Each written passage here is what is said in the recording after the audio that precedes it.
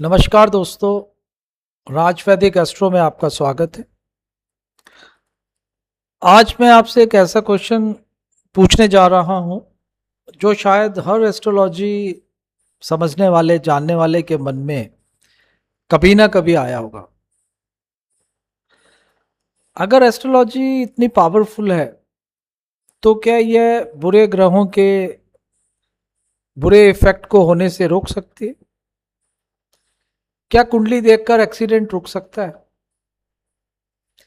क्या financial loss avoid हो सकते हैं? क्या डाइवोर्स, डिजीज या फेलियर को कंप्लीटली स्टॉप किया जा सकता है? आज हम इसका जवाब देंगे बिना किसी अंधविश्वास के, सिर्फ वैदिक एस्ट्रोलॉजी और प्रैक्टिकल लॉजिक के साथ। सबसे पहले एक एग्जांपल समझते हैं। मान लीजिए कल का वेदर डिपार्टमेंट ने प्रिडिक्शन किया है कि कल 95% चांस है कि बहुत तेज बारिश होगी। अब दो लोग हैं। पहला इंसान कहता है प्रिडिक्शन ही होता है, वो बिना अम्ब्रेला के निकल जाता है। दूसरा इंसान अम्ब्रेला लेके निकलता है, ट्रैफिक का ध्यान रखता है और अननेसेसरी ट्रैवल पोस्टपोन कर देता है। अब सोचिए, क्या वेदर फोरकास्ट ने बारिश रोक दी? बिल्कुल नहीं।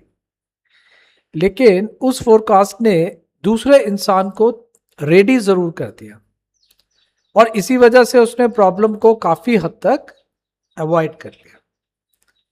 एग्जैक्टली यही एस्ट्रोलॉजी का काम है। एस्ट्रोलॉजी फ्यूचर क्रिएट नहीं करती है। एस्ट्रोलॉजी फ्यूचर को के पैटर्न को समझाने की कोशिश करती है। चलिए एक और एग्जांपल देखते हैं।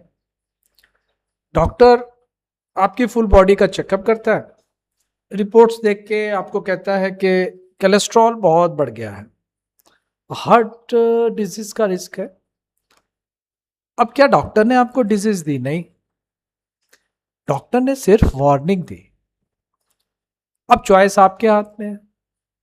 अगर आप एक्सरसाइज शुरू करते हैं, हेल्दी डाइट लेते हैं, स्मोकिंग छोड़ देते हैं, तो हो सकता है फ्यूचर में बड़ी प्रॉब्लम कभी आए ही नहीं, या उसकी जो सीरियसनेस है वो बहुत कम हो जाए। लेकिन अगर आप डॉक्टर की वार्निंग को अवॉइड कर देते हैं, इग्नोर कर देते हैं, तो रिस्क बढ़ता चला जाएगा। एस्ट्रोलॉजी भी इसी प्रिंसिपल पर काम करती है। ये वार्निंग सिस्टम है, जजमेंट सिस्टम नहीं है। एक एग्जांपल और लेके समझते हैं। एक स्टूडेंट का एग्जांपल ले लेते हैं। जब मतलब टीचर बोलता है, मान लीजिए कि तुम्हारी किसी स्टूडेंट को कि तुम्हारी प्रिपरेशन वीक है, अगर इसी तरह से चलता रहा तो एग्जाम में प्रॉब्लम हो सकती है। अब स्टूडेंट के पास दो ऑप्शन है, या तो वो वार्निंग इग्नोर कर दे या फिर डबल मेहनत करे। रिजल्ट किस पे डिपेंड करेगा? उसके कर्मास पे।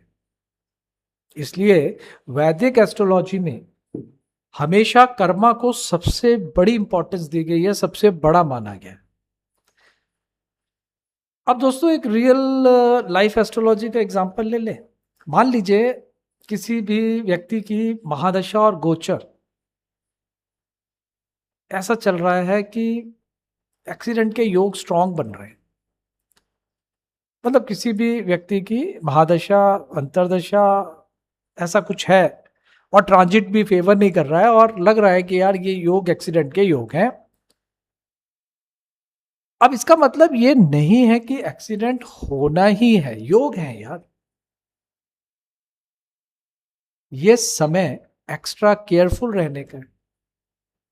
सीट बेल्ट बांध के चलिए, मोबाइल यूज करते हुए गाड़ी मत चलाइए, नाइट में ड्राइविंग कम करिए, रेगुलर अपनी हेल्थ चेकअप करते रहिए। हो सकता है कि इस अवेयरनेस की वजह से बड़ा एक्सीडेंट सिर्फ एक छोटी सी स्क्रैच में ही कन्वर्ट हो जाए। क्या एस्ट्रोलॉजी ने एक्सीडेंट को रोका? बिल्कुल नहीं। लेकिन एस्ट्रोलॉजी ने आपको सही समय पे वार्निंग दे दी। अगर आपको सही डिसीजन अगर आपका सही डिसीजन है, अगर आपने सही डिसीजन ले लिया, तो आउटकम बदल सकता है। चलिए यार एक एग्जांपल और ले लें।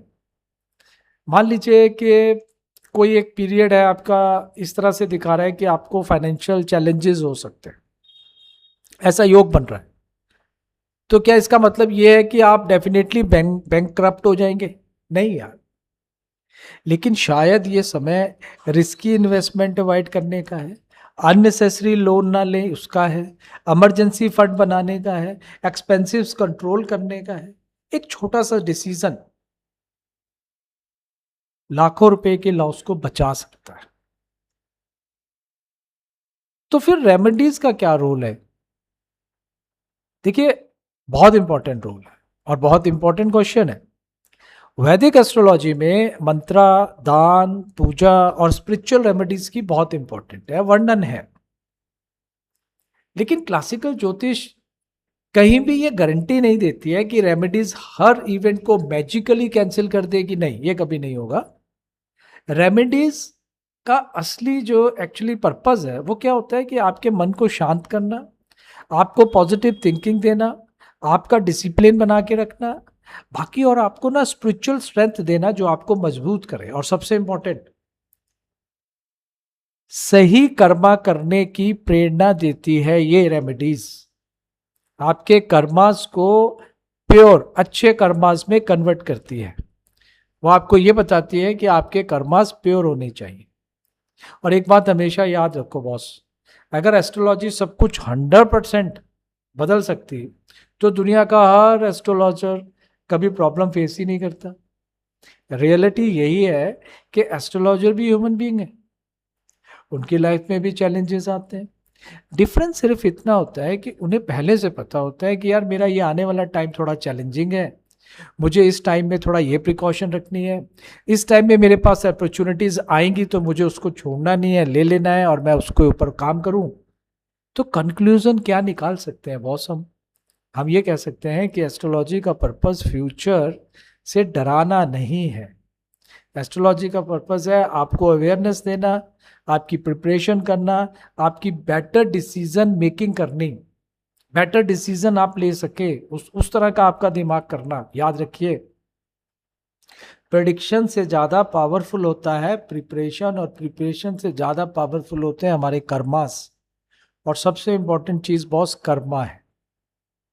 इसलिए वैदिक एस्ट्रोलॉजी हमें सिर्फ भविष्य ही नहीं बताती है, बल्कि भविष्य को किस समझदारी से जीना है ये सिखाती है। और अगर आप वैदिक एस्ट्रोलॉजी के इसी तरह के साइंटिफिक, लॉजिक और क्लासिकल अप्रोच को समझना चाहते हैं तो राज वैदिक एस्ट्रो को सब्सक्राइब करें, लाइक करें, शेयर करें। मिलते हैं नेक्स्ट वीडियो में। टिल देन, हर हर महादेव।